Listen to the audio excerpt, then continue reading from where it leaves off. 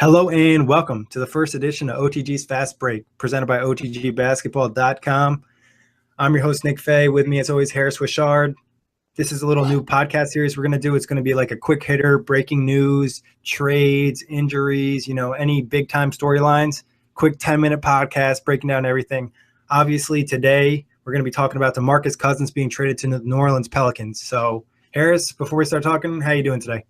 I'm doing pretty good, man. I like this idea a lot. You would text me about it. And, anytime there's some breaking news, and whether it's an NBA emergency, basketball emergency, anything we think demands our attention for, what you call the fast break, that quick, 10, 12-minute pod, I'm definitely excited about this. And something that definitely shook up the basketball world last night. The All-Star weekend was in New Orleans, and that wasn't even the biggest story of the weekend. Yeah, I mean, the All-Star weekend, especially All-Star Saturday, was a little disappointing. So this news kind of spiced everything up. Obviously, over the weekend, we heard a lot of chatter about DeMarcus Cousins. It was kind of weird, though, because it was like, oh, the Kings are talking about trading him. Oh, no, the Kings are definitely going to keep him. Oh, no, the Kings are going to trade him. It was like a complete back and forth. We heard the mention of New Orleans being a possibility, but we thought that maybe like Boston or Phoenix or a team like that might come with a better offer, the Lakers. But it looks like the Kings took New Orleans' offer. So what they did trade was DeMarcus Cousins, Omar Caspi to New Orleans for Buddy Hield, Tyreek Evans, Lansing Galloway, a 2017 first-round pick, and a 2017 second-round pick. And we think that you probably could have got more for Cousins. What's your initial thoughts when you saw the trade? Were you like, what? Yeah, my initial thought was – I had a couple people text me about this. My initial thought is more. You have to think that the Kings franchise was going to demand more. And we know they've had some, I wouldn't say, it's been rocky. Their front office and Vlade Divac and it's ownership. It's been pretty bad. It's been bad. It's not to beat around the bush. It hasn't been the best. And I think this is another example of that. He's been on the record saying that he didn't want to trade DeMarcus. We had kind of saw this coming. I know we're going to try to reference what we spoke about in the preview series of the Kings, and knowing that Cousins was on the block. It was definitely a strong possibility. But is it me, or did he hear this trade news during an interview and someone kind of whispered something in his ear? Is that being blown out of proportion, or what exactly happened there? I mean, I haven't seen enough about it to confirm, but I don't think so. I think Cousins was told when he was being escorted to the airport or something like that. I don't think it was when he was during the press conference, but I could be wrong. I'd have to look more into that. But I know someone asked him a question like, all this trade talk, blah, blah. He's sick of being asked about trades at All-Star weekend. And I mean, we kind of had a feeling about it because I think Cousins only played 2 minutes in the All-Star game. So I was going to mention that, the 2 minutes, yeah. Yeah, so it was probably a request to the Kings that he didn't play. So, I mean, I like the move from the Pelicans. We'll talk Pelican side first because I like it. They were talked about being aggressive. They also tried to make a move for Paul George, which would have been kind of cool too. But they get Cousins. So, I mean, it's not every day you add a superstar center to your team. Cousins is probably top 20 player in this league. Mm-hmm. He's been dominating. He's averaging over, I think, 27 a game, 10 boards a game. He also almost averages 5 assists a game, which I think will be very important with his fit with New Orleans. So what do you think about it? How do you think he's going to fit with Anthony Davis? Do you think this team is playoff bound this season? I think they could get to the 8th spot. And give I wouldn't say give the Warriors a run, but what's crazy about it is if you go to the OTG rankings page, who's the best power forward? Anthony Davis. Who's the best center? DeMarcus Cousins. How often do you see two of the 3 best bigs and at their respective positions on the same basketball team? It's going to be interesting to see how these guys pair up and how the chemistry works between the two. And everyone's anxious to see how that's going to go. But I mean, how do you not like it from the New Orleans perspective? I think obviously we knew that it was time was up in Sacramento, and whatever his issues were and whatever their issues were, they could part ways, and he gets the fresh start alongside another budding young superstar in this league. Davis, obviously a couple of years younger, but I'm really anxious to see how this goes. I think it could definitely work. We know Cousins has worked on his range, but he is more of a back to the basket player. It's definitely going to take some time. It's not going to be something I think that in a couple games you're going to see, the best maybe 1-2 front court pop since, Tim Duncan and David Robinson.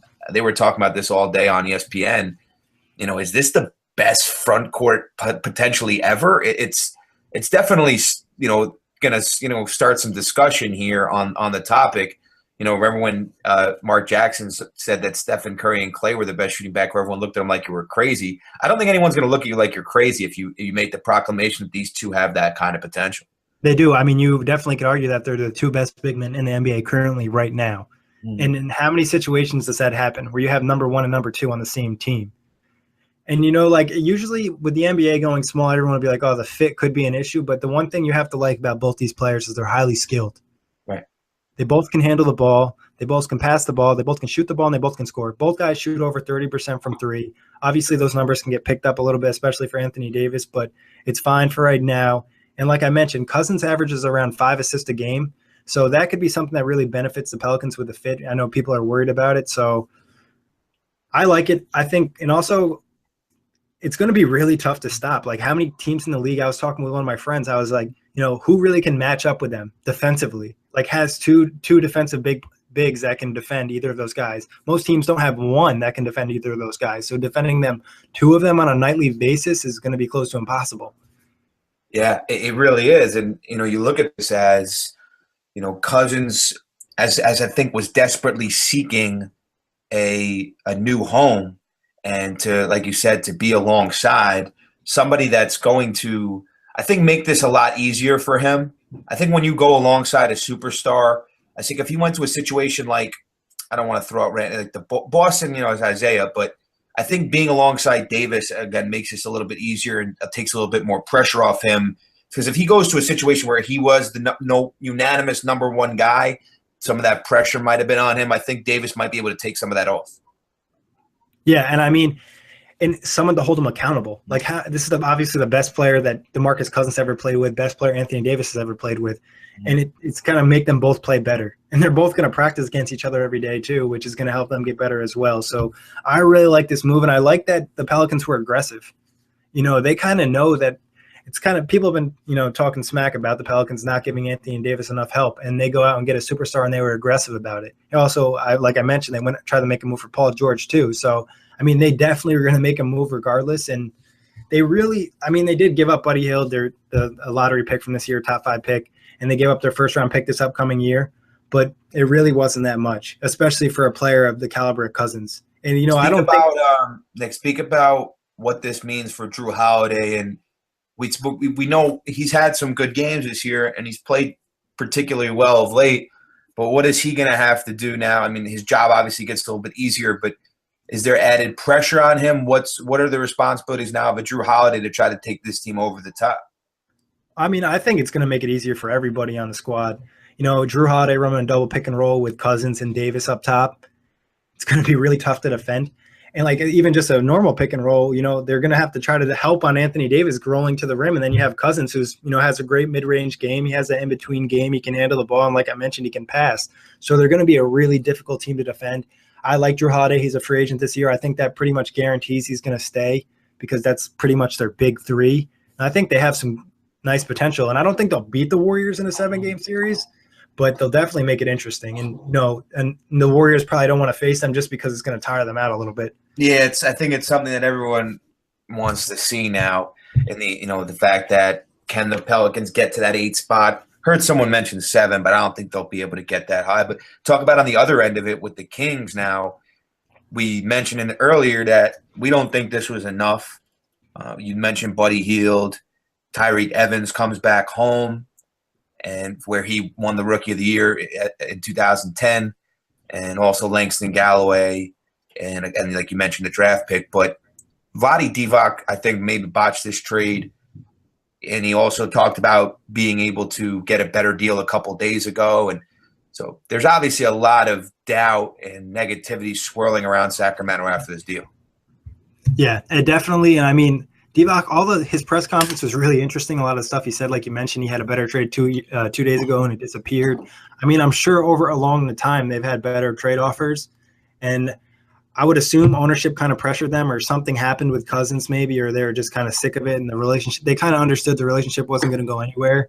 I mean, the Kings owner came out today. I think his name's Vivek, and he was saying how he thought Buddy was he really liked Buddy, and that kind of drove the trade. He mentioned something like he shoots like Steph and has a body like Clay or something along those lines. So obviously he's really hyped about him.